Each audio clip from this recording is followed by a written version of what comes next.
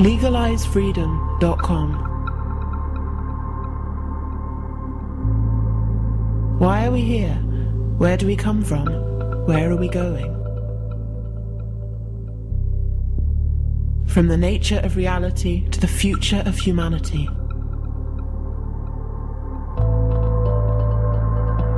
Beyond politics, poverty and war. LegalizeFreedom.com.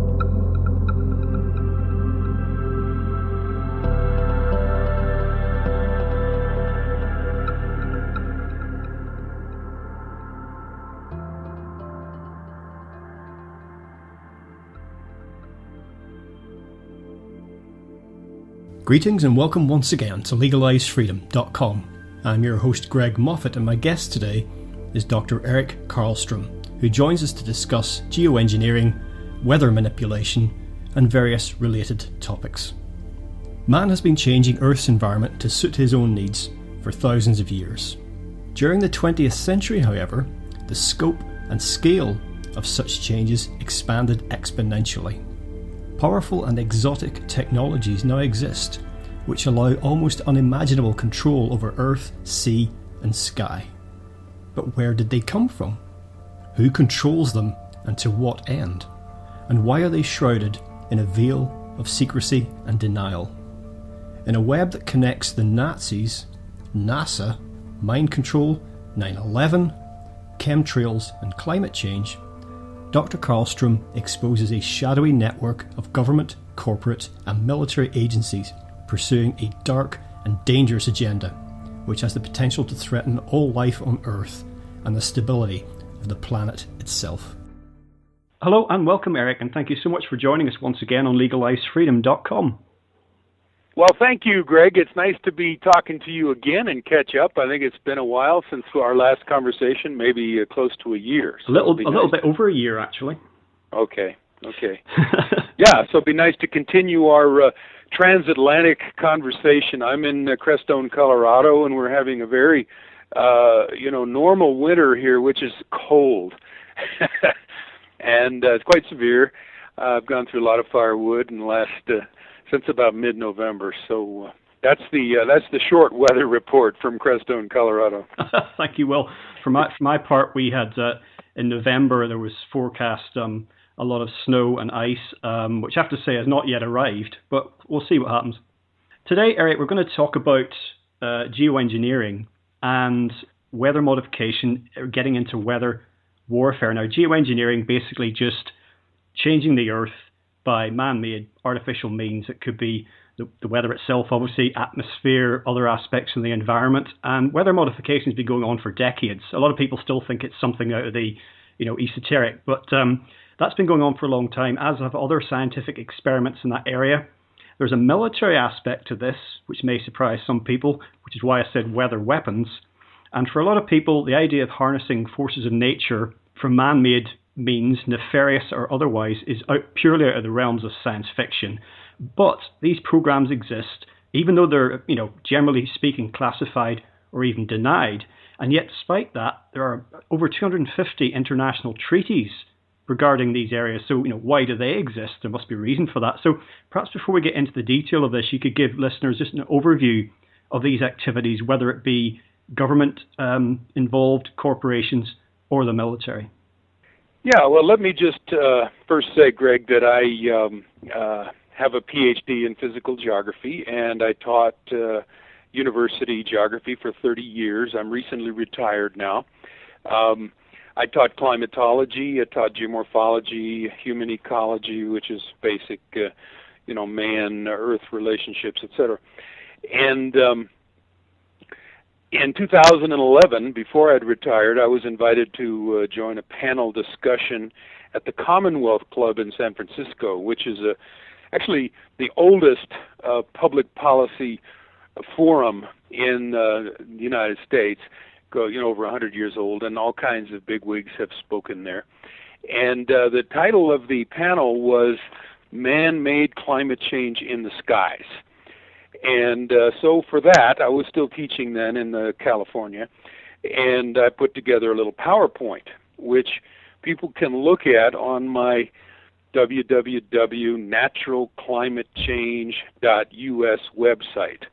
Now, if they go to my website, naturalclimatechange.us, they can scroll down to the section on geoengineering, and then they can take a look at this PowerPoint. And on this PowerPoint, what I tried to do was give basically the history of geoengineering, the technological advances, the patents, the events. And as you say, most people are completely unaware of this. I was getting to the point where I thought, well, I'm teaching Introduction to Physical Geography, and I'd say to my class, well, let's go outside and look at the sky. And, if you look at the sky on, many days, not all days, you will see artificial clouds. You will see the what the Air Force called the persistent contrails. Some people call chemtrails. And remarkably enough, my students would sometimes be very shocked. I think in our modern world, people are so attached to their digital communication equipment and their lifestyle and their, whatever, their cars and their jobs and their homes, and they really don't spend much time looking at the sky or thinking about it. And so I just like to preface it with that, saying that if people would like to go to the website and look at this PowerPoint and or download it, that's what we'll be kind of trying to talk over from today. And as for what you just stated, yes, in fact, the third page of my PowerPoint is entitled What's Happening in the Sky, and I list three things. Weather modification programs have been going on. Well, the Weather Modification Organization was founded in 1950. Okay, that's 63 years ago in the United States. So right now, many for-profit corporations and individuals, including Bill Gates and others, are involved in weather modification programs and have been over the last 7 to 8 decades. The National Oceanic and Atmospheric Administration, or NOAA, lists 68 projects, 17 in California. Most of these are in the western United States, and most of them are to increase precipitation, because out west, we have a deficit often of precipitation. And so currently weather modification programs are often done by corporations, and they're done in at least 50 countries.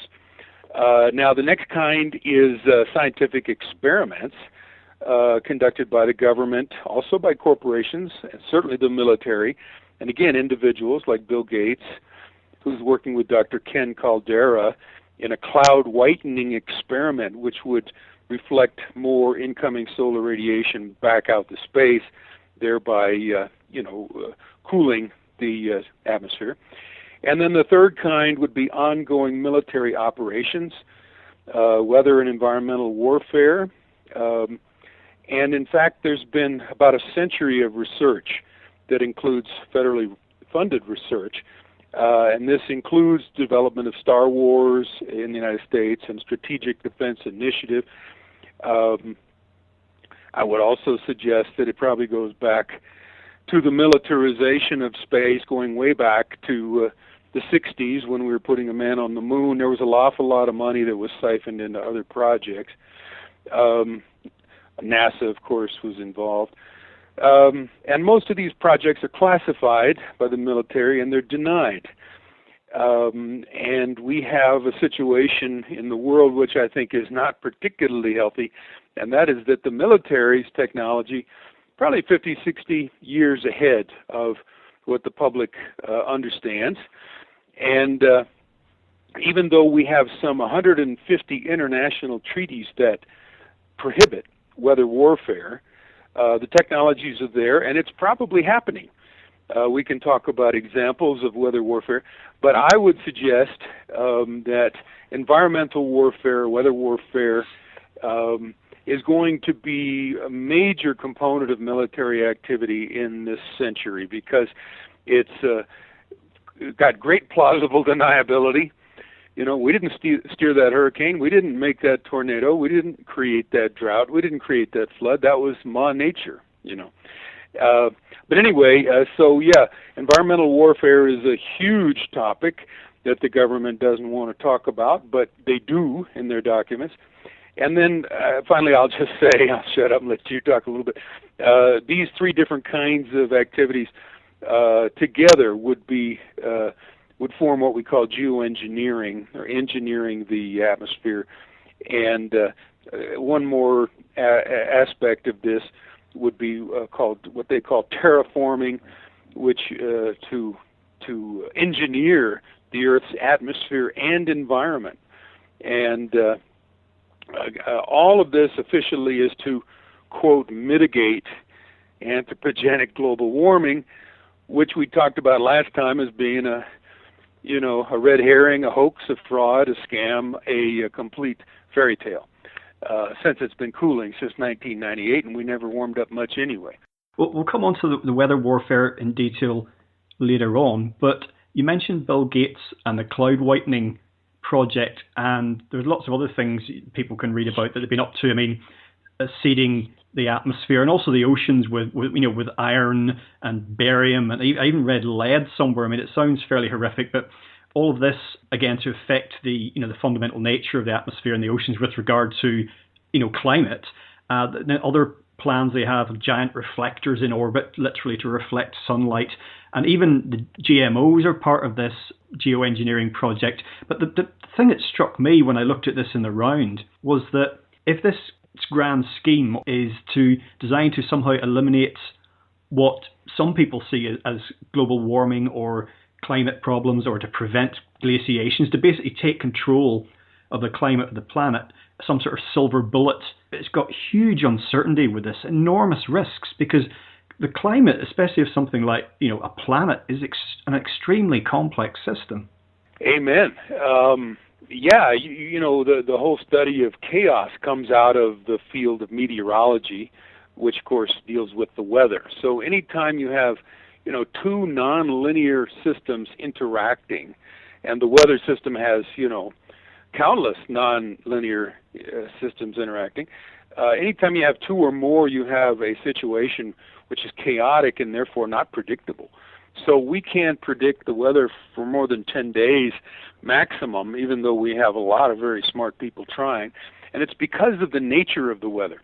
And I would submit that because our understanding of climate, which is just average weather, is not yet perfect at all, we still have many uncertainties and many things to be worked out in terms of the long-term patterns and what drives them, and just how and what the mechanisms are. So you really put your finger on a good issue, which is that if the governments of the world or whoever is in control of those governments decides they want to control the climate, and they make that decision on behalf of the rest of us who are not consulted, that is a very, very risky project. Again, because we don't completely understand the climate. We're a long way from completely understanding the climate, and yet all these climate models they've got, for the United Nations and out of various universities, etc. The Cray computers that do millions of calculations per second. These are deterministic models, which means that they act as if they understand all the interactions of all the factors. Nothing could be farther from the truth. So I saw an interesting series of television shows. It was actually a BBC program. Maybe I mentioned this last time. The guy, I think his name is Burke, a science historian, concluded the last episode walking around a bunch of Cray computers. This is made in 1985, so quite old now. But this particular last show would cut back and forth between Tibetan monks in monasteries and looking at the Cray computers. And the historian who was moderating says, and now in the age of supercomputers, reality is what we say it is. And that is very true. We have a cabal that is not interested in scientific reality. They're not really referencing physical reality so much as they're referencing now their computer models. So what's the agenda? That's the question. Well, I have to say, I think what was underlying my point that I made about the climate being a very complex system, and that if we unleash this cocktail of, not we, but if they unleash this cocktail of tinkering on it, that we don't know really how that could play out. And I think that's what was underlying that point was this arrogance, that a Karl Rove type statement of we shape reality. Well, maybe think you do, but it's like a lot of people have said the Earth this and the Earth that, and the idea that the Earth could snuff us out in a blink of an eye, and it is also here for us potentially to live forevermore.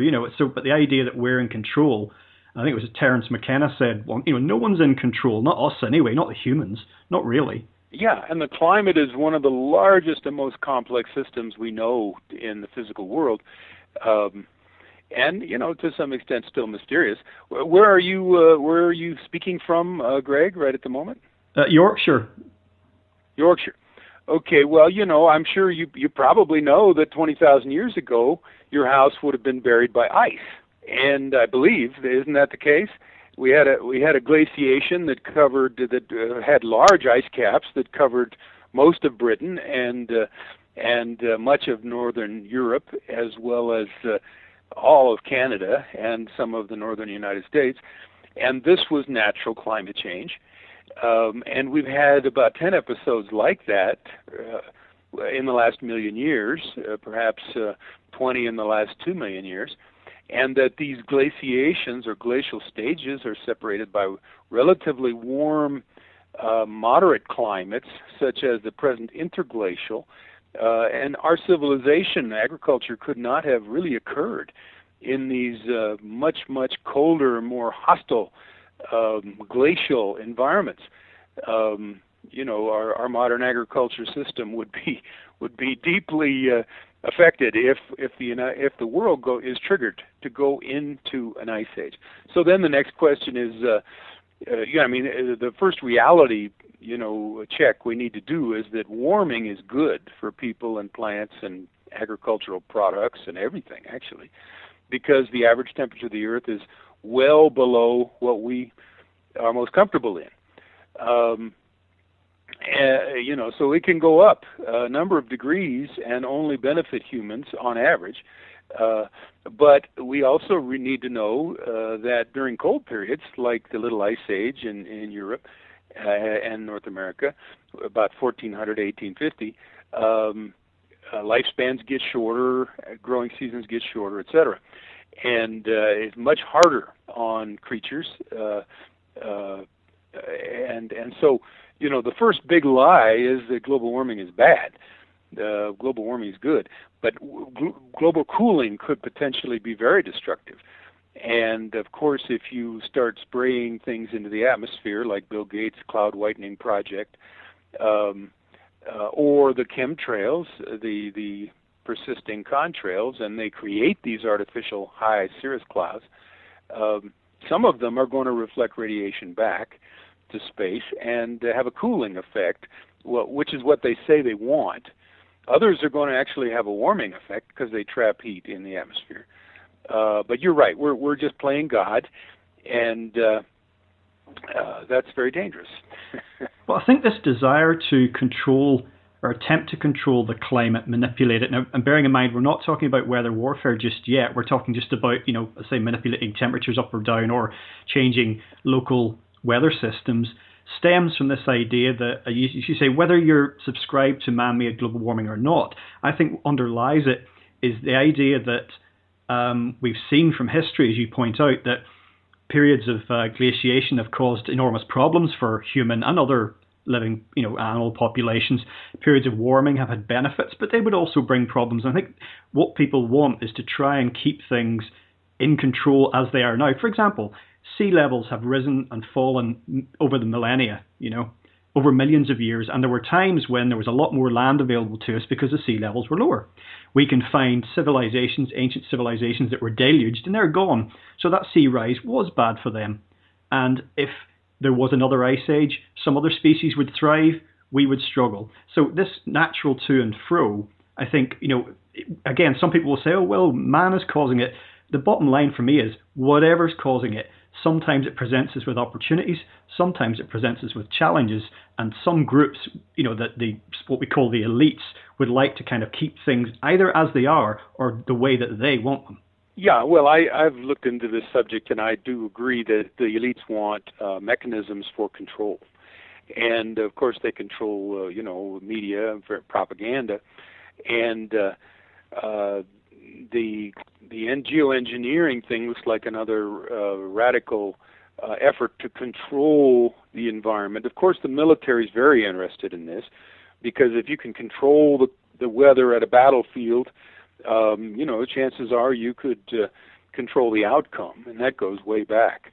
So in 1996, some Air Force officers wrote a report for their generals called Owning the Weather in 2025. Or I think first it's called Weather as a Force Multiplier, Owning the Weather in 2025. It's often just referred to as 25 or 2025. And it outlines a whole series of steps that the Air Force should take to increase control of the global weather system. And, again, the difference between weather and climate is average weather. So it remains to be seen whether they will be able to control the climate system, but certainly the weather system in terms of moving the jet stream, moving the vapor rivers in the atmosphere, thereby creating drought and flood, steering storm tracks and steering hurricanes, creating and steering tornadoes, increasing the intensity of lightning.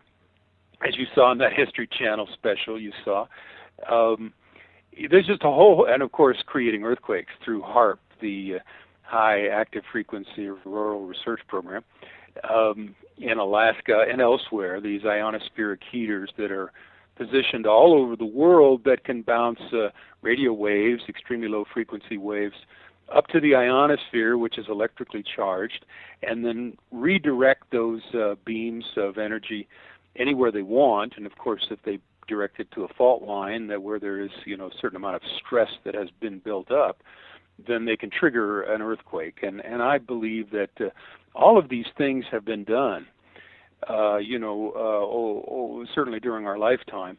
We can talk about examples, but so this is what's so, kind of dangerous and hypocritical to me about the rhetoric. I mean, it started with global warming, and then because it was obvious, people pointed out that it wasn't warming, then they changed the threat to climate change, and more recently, climate disruption. Well, guess what? They can create the disruption with all these military, basically spraying in the sky with all kinds of, sulfur and metallic oxides. And also zapping electromagnetic frequencies of energy into the sky. So zapping and spraying would be the two main ways that militaries can harness and control the atmosphere, which is a very, very unstable, turbulent system. So little bits of energy can have big effects up there. Well, I was just about to come on to HAARP, but I think it's worth mentioning in passing, you mentioned that 2025 document that although we've said that the public, and that included you and I up to a point in our lives, were largely ill-informed about all this, there's actually been a lot of government propaganda put out even via the media, and a lot of stuff published by government and scientific arms of the government about this. I mean, we won't go into a list now, but it's on your website. There's reams and reams of this stuff with actually a lot of detail in it. So it's kind of hidden in plain sight, like a lot of these things are. Yes, absolutely. And of course, you get these public advocacy groups or individuals who take on a project, like Rosalind Peterson in California. She's got 2 websites on this, and she's the one who invited me to this Commonwealth Club panel discussion. And, one person who is, and she, of course, suffered health problems, it just about killed her, and then she managed to kind of pull herself back together, and that's her job now. She just is not 24/7, but every day she's working on this, sharing emails with people, and so one individual can make a lot of difference to overcome the propaganda system.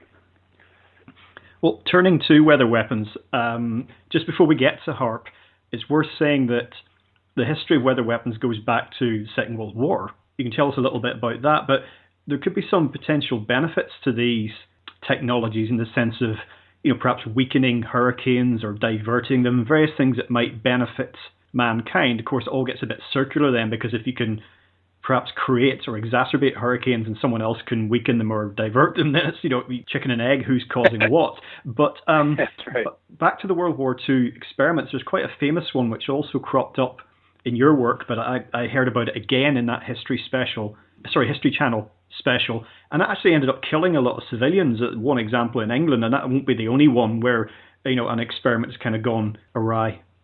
Yeah, well, I think what you're talking about is the UK's Operation Cumulus, where the Royal Air Force, in secret, seeded clouds over Devon, England, and created massive flooding that killed 35 and did a lot of destruction in that area. But actually, if people are interested in looking at my PowerPoint, I identify the first kind of weather warfare as actually also being carried out by the Royal Air Force during World War II, in which they dumped chaff in the sky, and chaff is aluminum strips cut to 1/4 of the length of a radar's wavelength, and therefore the German radar were not able to detect the incoming planes, and they were able to just bomb without getting shot at. Well, that was I guess the ideal weapon, because the Germans in this case had no notion that their radar was being disabled. But yeah, so going back to World War II, so many of these programs go back to World War II in many fields. But yeah, right after that we saw lots of cloud seeding. In 1949, the year I was born, in New Mexico there was a government military project, Cirrus, which of course is the name of a cloud, and they dumped silver iodide into the clouds over the New Mexico to seed those clouds, and the response was phenomenal. It was just phenomenal amounts of rain dumping all over half of New Mexico, which is a dry desert state. And then, as I say, in 1950, the Weather Modification Association was formed. In 1962 to 83, the U.S. scientists had Operation or Project Storm Fury with the military, and were able to weaken hurricanes by seeding the clouds from aircraft, weaken them by 30%. And then in the Vietnam War, between 1966 and 1972, the U.S. military seeded clouds over the Ho Chi Minh Trail to wash out the supply routes for the North Vietnamese. This was called Operation Popeye. And interestingly enough, I live in the San Luis Valley of southern Colorado, and from what I understand, the experiments that were done in cloud seeding prior to Operation Popeye were done here, many of them, by a guy named Ben Livingston. And he claims to be the guy who initiated weather warfare. And there's still lots of geoengineering going on where I live. And I think we've had a drought for over 20 years. I think some of the global spring and or military projects could be involved. In other words, we're at a point now where it's very difficult to tell what's natural from what's created by humans. I mean, it's true that our technological abilities have really have increased. So now it's hard to tell. But then if we move forward, we talk about global warming and the melting of the polar ice caps. Well, unbeknownst to most in the world, the U.S. and the Soviet Union scientists jointly had a series of projects that were designed to melt the polar ice in the northern hemisphere. In fact, that's where we have seen the melting. In Antarctica, for instance, over the last 40 years, it's been cooling, and thickness of ice has increased, although it's also increased over Greenland quite a bit. But anyways, and then in 1975, the Soviet Union sent their woodpecker signal over to the United States, which was extremely low frequency waves at the frequency of 10 hertz, which is very close to the human brain wavelength that we were most responsive to, because that, in fact, is the dominant frequency given off by the Earth itself, called the Schumann wave. So some people, like Jerry Smith, who's written a book about HAARP, think that the main purpose of HAARP is to bathe the atmosphere in extremely low frequencies that are, frequencies similar to what our brain is responsive to, and that this could be used as mind control. So there are lots of powerful things that can be done with these systems. But during the woodpecker system of the Soviet Union, the Soviets were able to produce what's called a scalar grid over the United States and control the weather within the United States. Again, unbeknownst to most Americans, they could move the jet stream and create long-term high-pressure weather blocks, floods and drought, etc. So this is not new technology, and I'm sure that during the 70s, top American scientists were probably cooperating with the Soviets and wanted them to do this. So it's kind of a strange relationship between these arch enemies of the Cold War. Of course, it's well known that during the 2008 Olympics in China, the Chinese government used over 1,000 cloud-seeding missiles and cannons to remove the threat of rain ahead of the Olympics. Our local ski areas here use cannons in the wintertime to increase the precipitation so they get more snow, and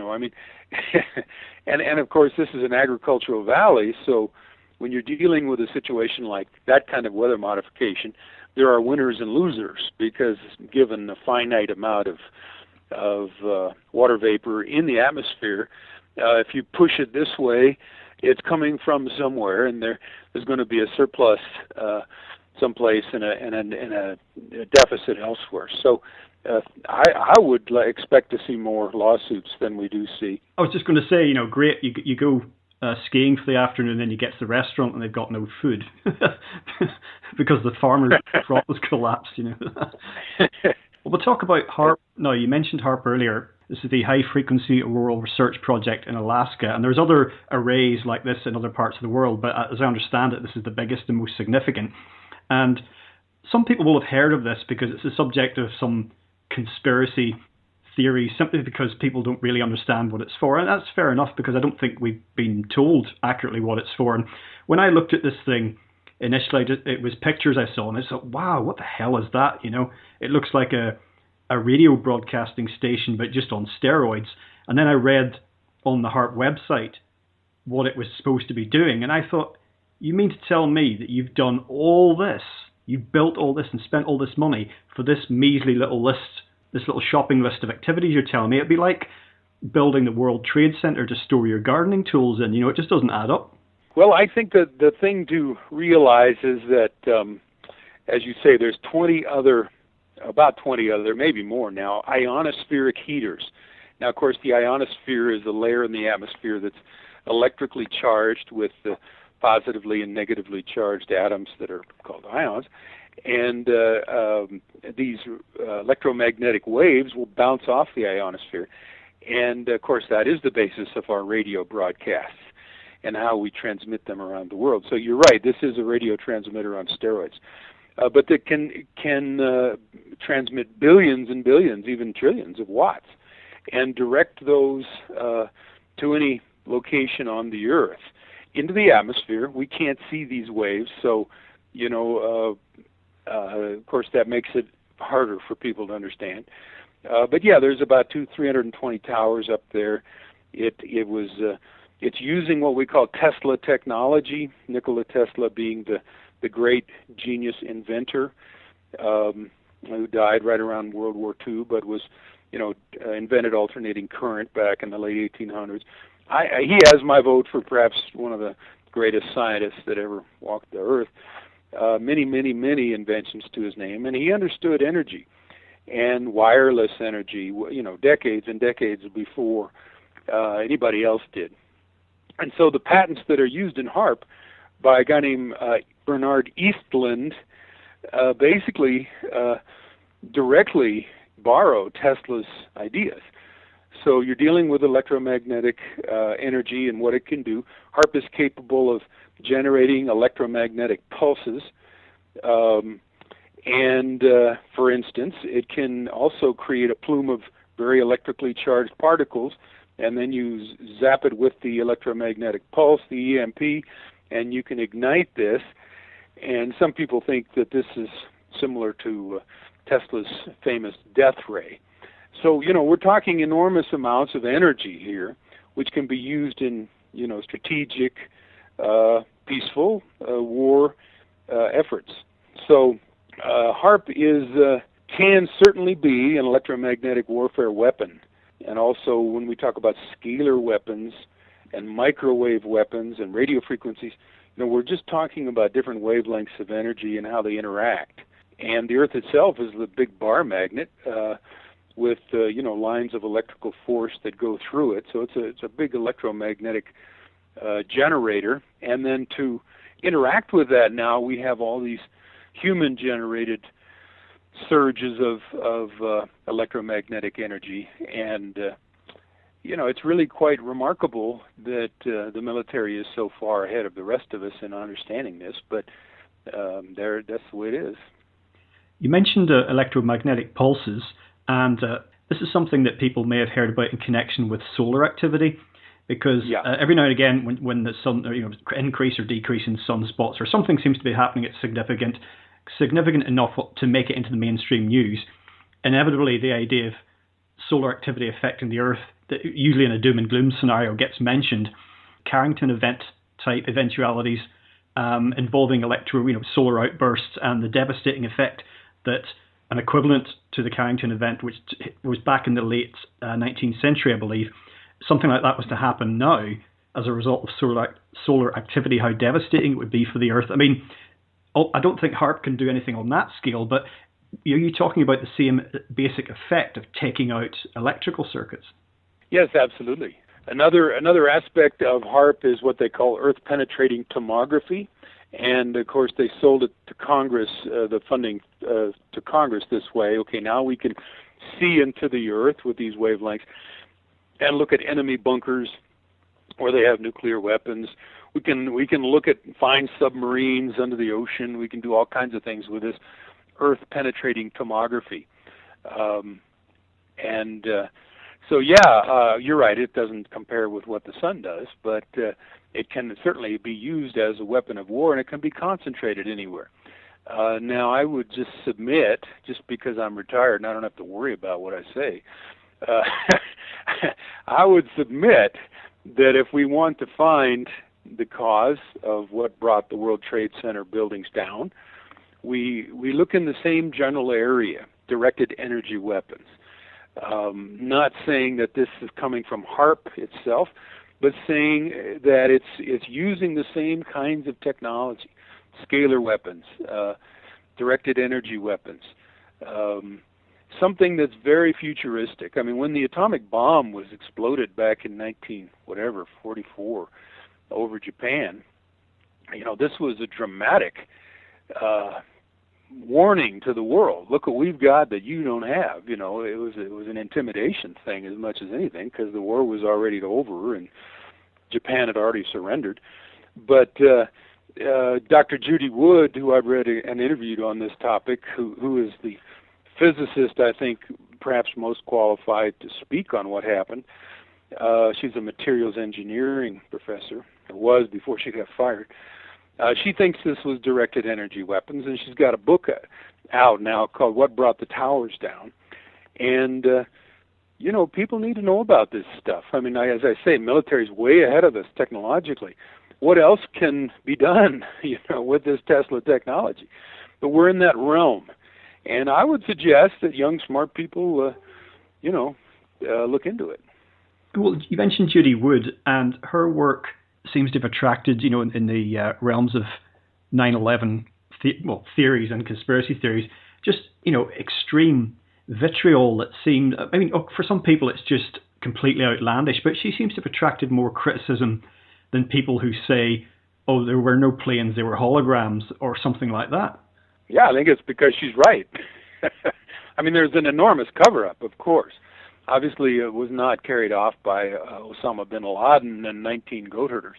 Osama bin Laden was a CIA asset during the 80s, during the war in Afghanistan. His name was Tim Osman.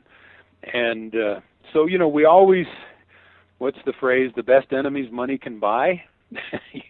You create your enemy, or at least the perception of an enemy, and then, someone else does the dirty work. And in this case, it had to be, the military powers of the world, which has to include the U.S. government.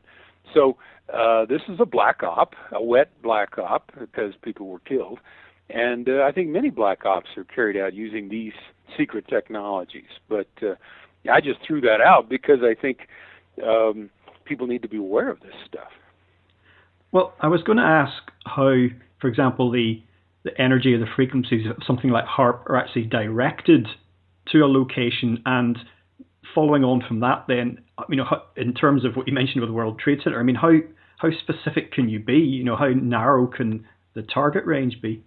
Well, the first question is a good one. They're both good questions. The first question, if we look at that Air Force document written in 1996 called Owning the Weather in 2025, they talk about a whole series of recommendations, one of which is to the creation of what they call ionospheric mirrors.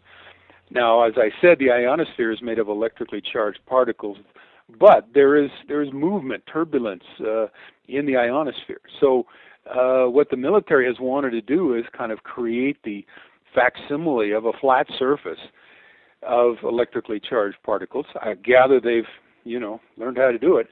And that way they are able to direct these energy frequencies, wavelengths to much more accurately.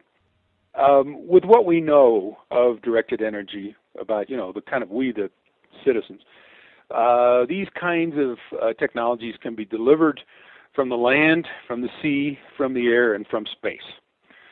What you would want to do, according to Judy Wood, is to interfere two different wavelengths targeted to the same area, in this case, the World Trade Center. Now, remember what I said about electromagnetic pulses, which might be the basis of what Tesla's death ray was, and how HAARP could be involved in an electromagnetic pulse by forming an electric plasma of highly charged atoms and then zapping it. Well, what happened, if you read Judy's book, you see, and she analyzed thousands and thousands of photographs of the World Trade Center, and there are many that I think are not doctored, and you see this kind of, the rising of this kind of gray, smoky-like stuff, which is very, very light. And I would just guess, I'm not a physicist, that this might have formed the function of the electric plasma. And then it was zapped by two interfering wavelengths. And in that area where the wavelengths interfere, you have a new physics created such that you actually have molecules exploding. Instead of attracting each other, now they're, repelling each other. And so you had the dustification of the World Trade Centers. They came down virtually at the speed of gravity, but they came down along a wave front as if directed energy was being applied from the top down very evenly at the speed of gravity. So they come down in whatever, 6, 7, 8, 9 seconds. phenomenal, as if there's no resistance whatsoever by all of the underlying structure and the underlying structure. This is the largest and most sturdily built, some of the largest and most robust skyscrapers in the world. By the way, built by the Rockefellers in the 70s. Many speculate that they were built in such a way that this could happen. In other words, this was planned way ahead of time, and I believe that now. But what I was going to throw in there for bonus, because we are talking about weather warfare.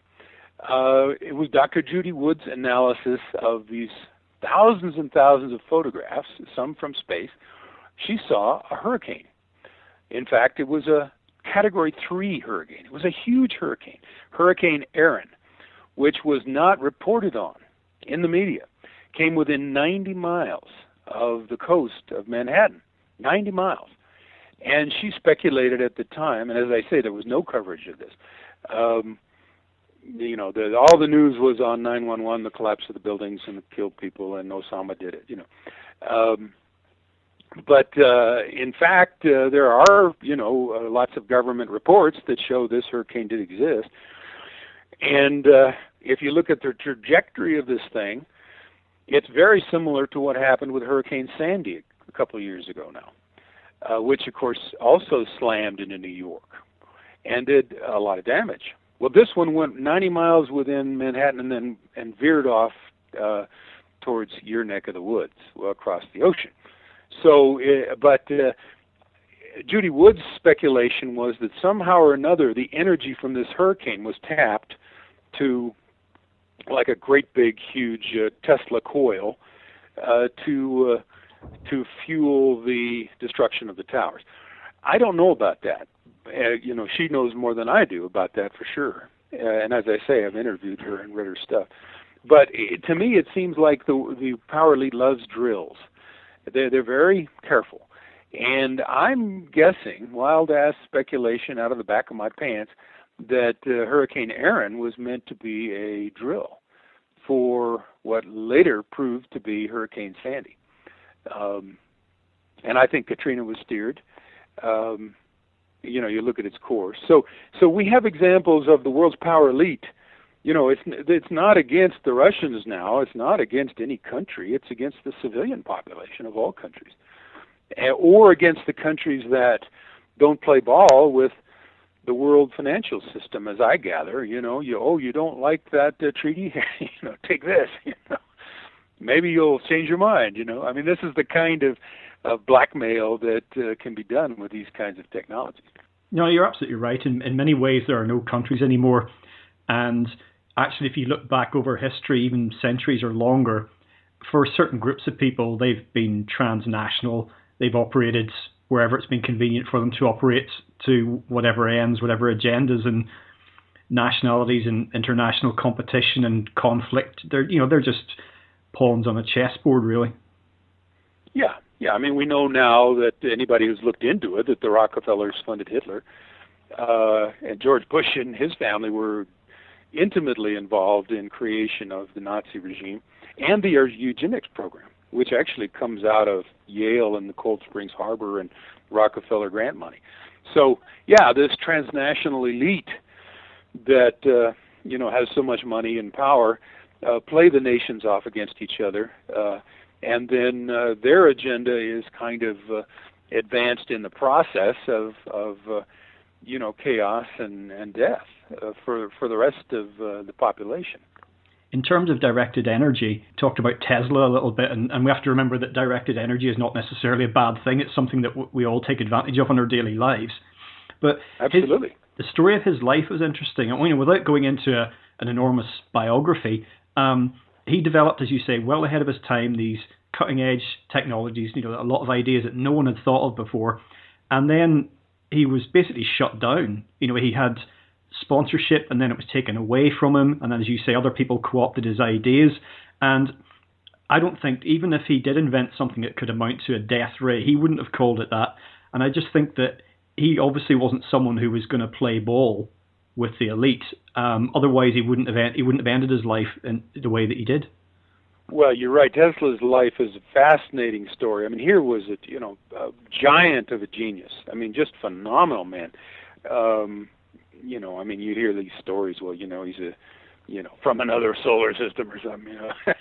But basically, he's coming from Serbia, and his father was a minister and his mother was kind of an inventor, and he very quickly showed himself to be a genius by inventing alternating current, which replaced direct energy, which was being pushed by Thomas Edison. Now, Tesla came over to this country when he was young because he realized that the United States was, a good place for an inventor, and of course he was able to show the radio waves bounce off the ionosphere back in 1924. He invented the radio actually, and then gave the technology to Marconi, who was credited with it for a while, but then a lawsuit reversed that and said no, Tesla discovered this. Marconi came over and hung out in Tesla's lab. So Tesla is this towering figure who was generating these incredible ideas, much greater ideas than Thomas Edison, who was the famous one. So Tesla needed to find a financial backer, and he found one in J.P. Morgan, who was, of course, perhaps the richest man in America, or had that reputation in World War I because he was doling out all this money to all these corporations and contractors. Turns out J.P. Morgan was an agent of the Rothschild family, and they really didn't have that much money, but he had a tremendous influence because of their backing. Well, J.P. Morgan wanted to control Tesla, and one famous exchange was J.P. Morgan saying, when Tesla wanted to build his Wardenclyffe tower in Manhattan, which was a gigantic Tesla coil that would generate wireless energy, and he had this vision of a peaceful, abundant energy that would, remove poverty from the world. Tesla was an idealist, and this energy, which would be generated from this gigantic 100-foot tall Tesla coil, would power airplanes and ships and cars and you name it. You just tap into the energy. It's there in the air. And J.P. Morgan said, well, if the energy's free, where can I put a meter on it? And he didn't like that system because he didn't like the idea of free energy, and so he pulled the funding on Tesla. Tesla went on to a bunch of more fantastic discoveries, like his death ray invention in 1940, which could melt down airplane or vaporize airplane engines at 200 miles, by some remarkable process. And then he supposedly had a meeting with FDR during World War II, Franklin Delano Roosevelt, President of the United States, in which he was going to try to, convince FDR to do this or that using his technologies for the military. And he died mysteriously. Although he was old, he was healthy. He died the night before that meeting, and the military and intelligence in the United States came in, seized most of his boxes of patents. Many of them wound up in Serbia. So Tesla is a hero and a tragic figure as well, because what he was doing was so revolutionary that the powers that be had to try to control that. Of course, Rockefeller was the oil monopolist. He didn't want the competition of Tesla's technology, for instance, which could have been used instead of the internal combustion gasoline engine. He didn't. There were lots of alternatives to that prototype, but they were taken out by the Rockefellers, who were so good at eliminating their competition. So we're looking at the interface between these corporate capitalists, probably with intelligence networks aiding them, and brilliant inventors who want to try to improve the world. Well, I don't know what your take on this is, but speaking as a non-scientist, my senses tell me that when you look, for example, at the amount of energy the sun kicks out every day, enough to power the world for a year, if we could find a way to do it, and energy being everywhere, or rather I should say everything being energy, and the manipulations of HARP are not facilitated through the genius of HARP. It's just that it's tapping into something that's already there. My sense is that if we wanted to move things, to heat things, to cool things down, to break them, to put them together, the energy to do this is all around us. It's just that either we don't understand how to harness it or we've forgotten. Yeah, well, in 1966, a guy named J. Gordon MacDonald, who was part of a panel of top scientists, I believe, with the Argus group, wrote a paper called How to Wreck the Environment. And this went, of course, to the military. And the notion was that you have in nature a lot of very sensitive, turbulent systems where if you know how the system works and you add just a little bit of energy here or take out a little bit of energy there, you've got an unstable system, and you can create a cascade of changes, sometimes quite dramatic. And of course, that coincides with the whole butterfly effect idea of chaos theory, which is, a butterfly flaps its wings in Iowa, and that sets out a cascade of responses, reactions in the atmosphere that results in a hurricane in the Bahamas. So yeah, but and the idea of weaponizing the Earth and the atmosphere and even human beings, of course, is very old. And the top scientists and military people have been working on this for a long time. Of course, a lot of this is black projects. So I think the militarization of space began during World War II, if not earlier. And of course, after World War II, the United States smuggled in, good 5,000 top Nazi rocket scientists, as well as mind control scientists like Joseph Mengele. Rocket scientists like Wernher von Braun headed up our NASA, which, of course, has been a very, very powerful part of our military ever since. So, I'm reading the things I'm reading now. Would call the situation we have in the world today really the Fourth Reich, and of course, in terms of that kind of the Third Reich wasn't destroyed; it just kind of changed venues. That's an idea that I think has some legs when you start to look at what happened after World War II. And Operation Paperclip was the name of the clandestine intelligence operation that brought these top Nazi scientists to the United States, and of course, and including a guy named Richard Galen, who headed up our intelligence agencies in the Soviet Union, who was probably a double agent. And of course, Russia got their fair share too. Basically, the United States and Russia decided to split this tremendous resource, these brilliant German scientists, and you can have these guys and we'll take those guys.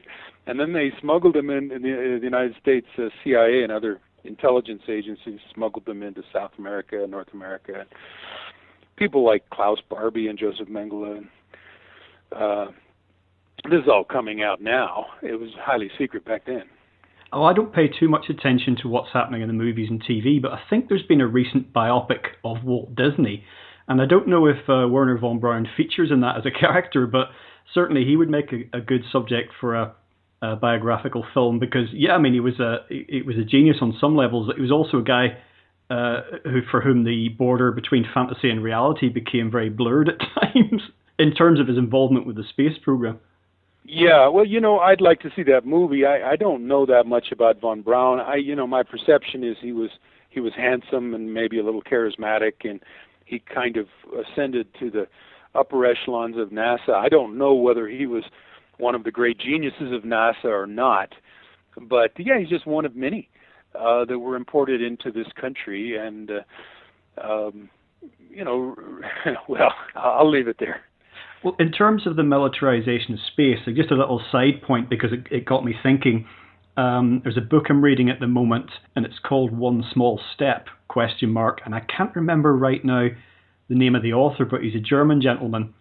And he mentions how a lot of the early NASA, I'm not sure if it was Voyager or some of the earlier shuttles, whatever it was they put up, I can't think of the name, probes, but they were launching under cover of the program which would lead up to the moon landing. They were doing all these various activities which were going to develop the technology needed to go to the moon. And he posits that it was possible that they were actually launching, the early wave of spy satellites. But of course, that wasn't what was being put out for public consumption. Yeah, in fact, Greg, I just got that book myself, and I've just been kind of dabbling in it. I'm in an interesting situation because when I was in high school back in Arlington, Virginia, my dad worked with the U.S. Geological Survey. And in 1965, he was transferred to Flagstaff, Arizona, to work with the astrogeology branch of the survey so that they could map the moon for the space landing efforts that happened in the late 60s and early 70s, all the Apollo missions. And my dad did map the moon. But you're right, this book and others maintains that it's a big question mark whether a man was put on the moon. It might have been a propaganda ploy to serve several objectives. And now I've done enough research on conspiracies, not conspiracy theories, but conspiracies, to take that very seriously. Amongst the, there's just if you've dabbled in that book, you see so many reasons not to believe the official story. I won't go into them now, but the premise is that I guess the biggest one is we couldn't do it now because of the radiation belts would fry the human beings on the way. And and then you look at pictures of the lunar excursion module, in the photos, it looks like it was put together by some high school class in an afternoon, and supposedly this thing, landed on the moon, and then it, with rocket thrust, it left the moon and redocked with the, orbiting rocket, etc. And which would be a tremendous feat. But actually, if you look at the pictures, there's no evidence that there was any jet propulsion blast of air coming, or blast of anything coming out of the moon surface is completely unaffected underneath the LEM, or the lunar excursion module. So there's just a lot of reasons not to believe it. But from what I understand, there would be lots of propaganda reasons to do it. The United States was involved in the Vietnam War at the time, and that was very unpopular. And as it shows in that book, the timing of these launches just happened to coincide with periods of the war that were particularly objectionable to the American people. But on a practical level, if this tied in with militarization of space, then this overlaps perfectly with what you've been talking about with regards to this whole program of control of the atmosphere and everything that can flow from that. So this kind of overlaps because, you mentioned earlier on in the conversation the whole Star Wars initiative and all that, and that's not dead. It's just not in the public arena. It just doesn't have somebody like Ronald Reagan stumbling around trying to articulate it. Absolutely. And I would add to those two, I would totally agree with what you say, and I would add to those the global warming scam, because we know from investigative researchers that during the Star Wars campaign of the 80s, the idea was to, create this shield that would, reflect or disable all incoming Soviet nuclear weapons. Well, that was the official story. And, of course, Ronald Reagan is about the mentality of a 8th grader, and he was able to sell that because that's probably the average mentality in the country. But, in fact, half of the money that Congress threw at this, and it was billions of dollars, went into black budget projects that are impossible to trace. So probably both the moon landing and Star Wars, and I submit the global warming cover story, were in actuality, much of that money is diverted to these black operations of militarization of space, geo-engineering technologies, Tesla technologies. We're dealing with a secret military, a black military, as far as I can tell now. It's off the books, and their projects are not publicized. In fact, they're covered up. So yes, I think that's a very good hypothesis that really all of this militarization of space began with Operation Paperclip and right after World War II with these top Nazi scientists like Werner von Braun, whose specialty was rockets. And and it's a battle for control of space. And whoever controls space, that's the ultimate high ground. That's been the prize, I would say, since World War II. You've touched upon the term mind control, and you also mentioned the effect of HAARP-type technologies on individuals. So perhaps it's worth saying something about this, because obviously you wouldn't necessarily use that to target one person. That might not even be possible. But you mentioned the Russian woodpecker frequency, and some people speculated that was about trying to affect the American population. Whether that was the case or not, there is the potential here, because you're affecting all aspects of the atmosphere and life on the surface of the planet, not just the weather system, but you're getting into frequencies. And you mentioned earlier the natural resonant frequency of the Earth itself. You can see the potential here for affecting human beings, whether globally or in certain areas of the planet. Well, enormous field. And as I told you just before we started, Greg, last 2.5 years I've been working on another research project which very much overlaps with mind control. And short story is that, again, after World War II, the Operation Paperclip, we brought in, many top Nazi scientists who had worked in the concentration camps, like Joseph Mengele, Klaus Barbie, etc., many others, who were doing all kinds of draconian experiments. And the experiments kept going under the CIA's top secret MK Ultra programs, and Bluebird and Artichoke and MK Delta. MK is kind of a German for mind control with a K.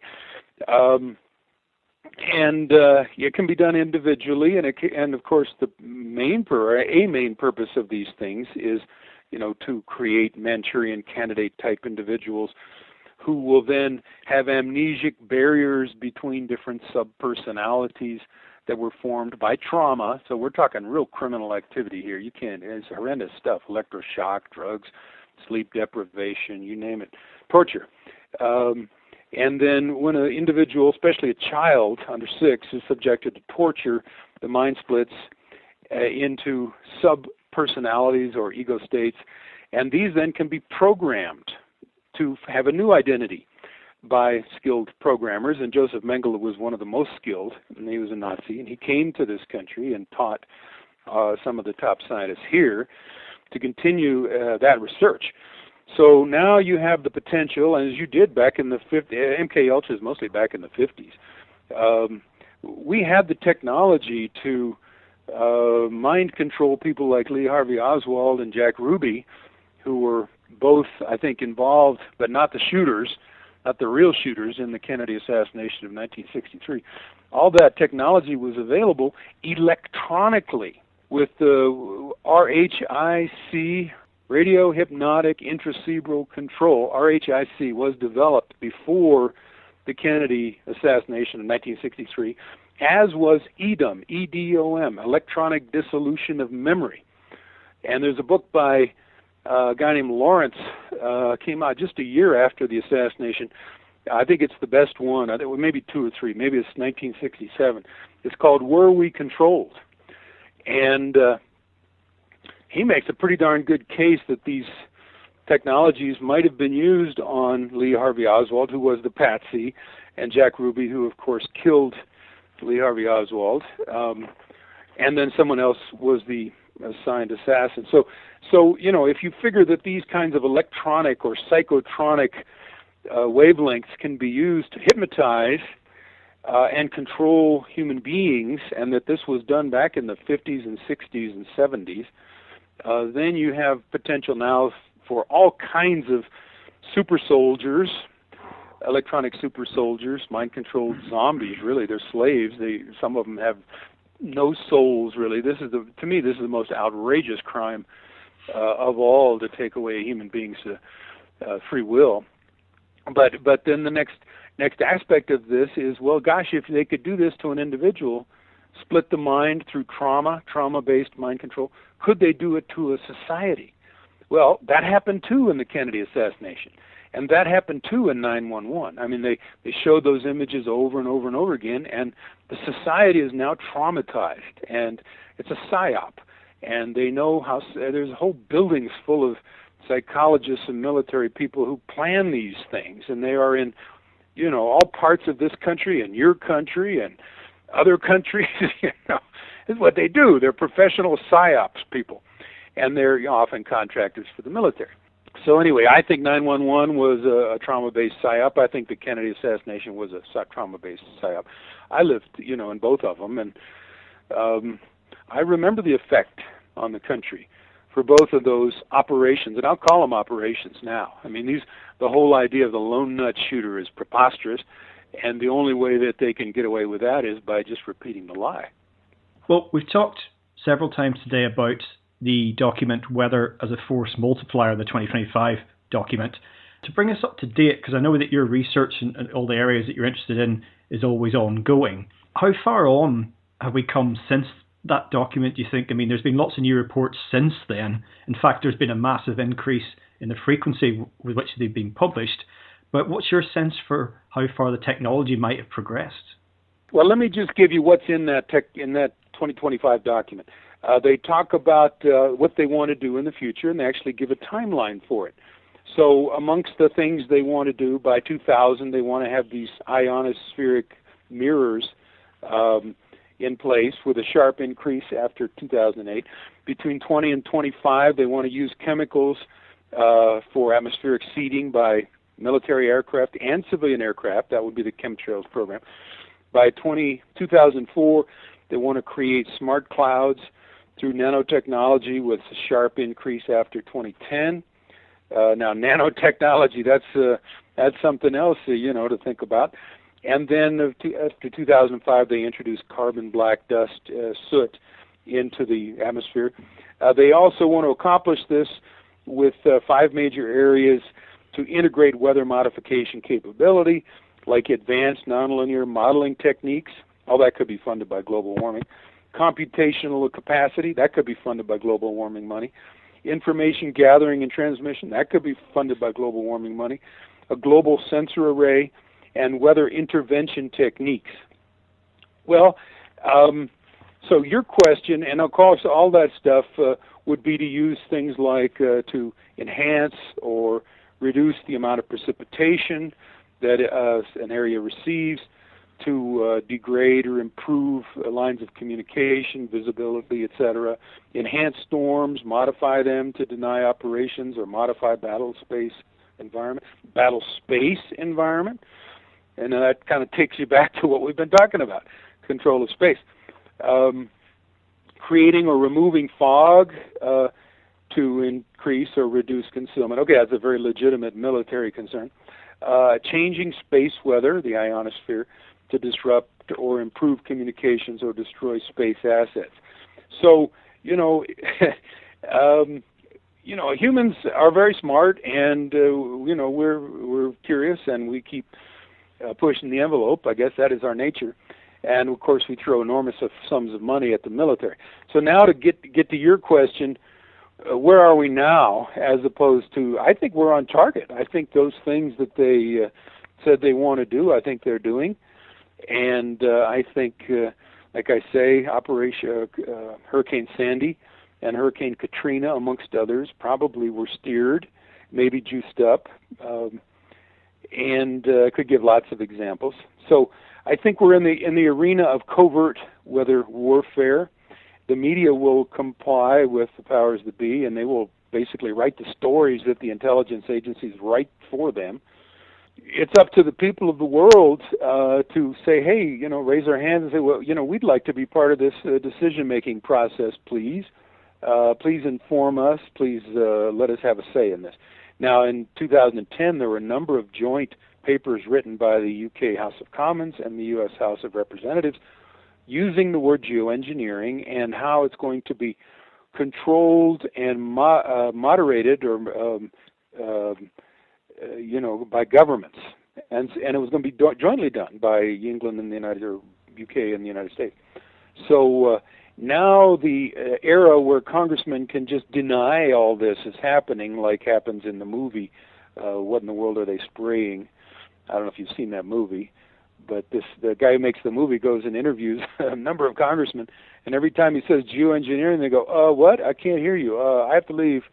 they're denying it, and that's even after 2010. So it's a reality, and I think people need to know.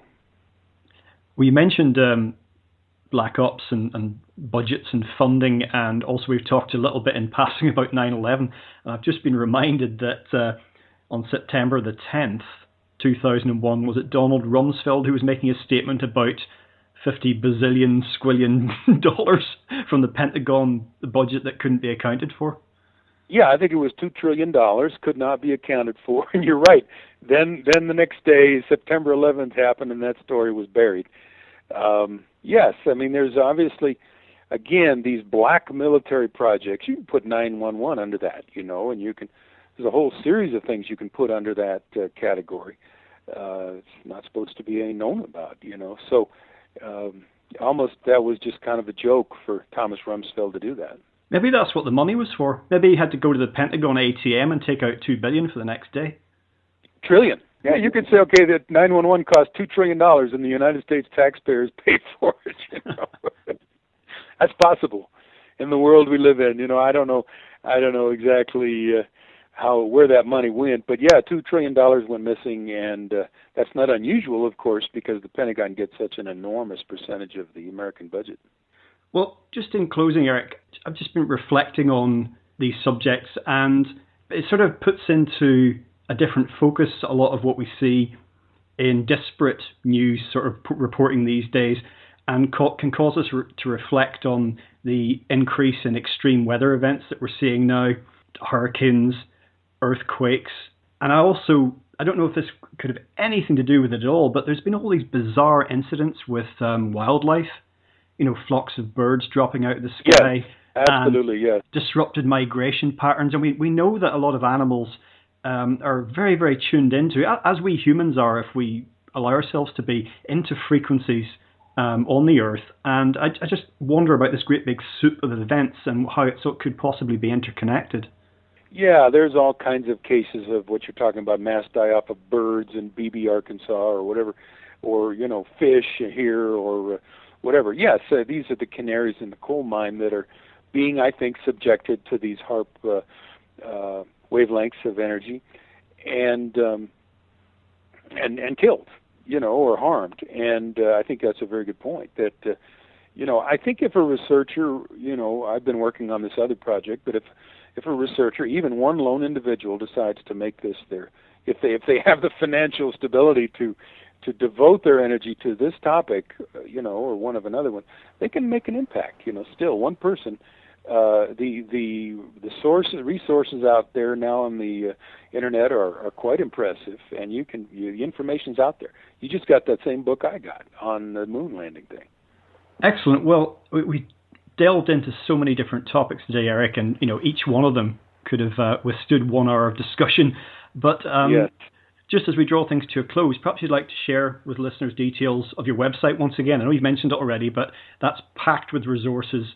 And also tell us about your music. I don't know if you've done any recently, because all work and play makes Eric a dull boy. That's right. Well, we're on the same page there. I would say the 2 websites that I would recommend for this quote-unquote conspiracy stuff, naturalclimatechange.us has the PowerPoint that I just mentioned, and lots of other information about the fact that nature is the main climate driver, particularly the sun and the variations in the Earth's orbit around the sun, and the Earth's ocean circulation, etc. And carbon dioxide's a bit player with almost no role. It's not a climate driver. And then the other website I would recommend is 911nwo.com. I've got a number of articles that I've written there, and I'm about to upgrade these things, but just reorganize them a little bit. But this is where I've got my paper on mind control, which is 80-page single-spaced, and I've done a couple papers since then on cults, where a lot of the mind control programming is occurring now. And then to answer, a nice question, yes, I've been very active musically. Since I retired, I've put out 4 CDs. And I got one just now called Paradise Divide. It's kind of a lot of bluegrass, banjo, guitar, some instrumental, some vocals. And it's all of those, I think it's about 15 CDs I've put together that are available on my fun website, which is my name, erickarlstrom.com. And you can listen to a couple of the tracks on my latest CD. Hope you like them. It's called Paradise Divide. But it's Eric Karlstrom, KarlStrom.com. So you're right. I get a lot of pleasure out, especially the banjo these days, because it's such a fun instrument. But yeah, music is very important for me to stay mentally healthy. Wonderful. Well, Eric, thank you so much for joining us once again on LegalizeFreedom.com. Well, thank you, Greg. It's been a pleasure, and appreciate what you're doing, and hopefully follow up sometime. Well, folks, that's it for another week. As ever, thank you so much for listening. If you enjoyed the show, please check out the website. That's LegalizeFreedom.com, legalize-freedom.com, where you'll find an archive of programs offering alternative views on a wide range of topics, including world affairs, politics and economics, science and technology, religion and spirituality, conspiracy, and alternative history.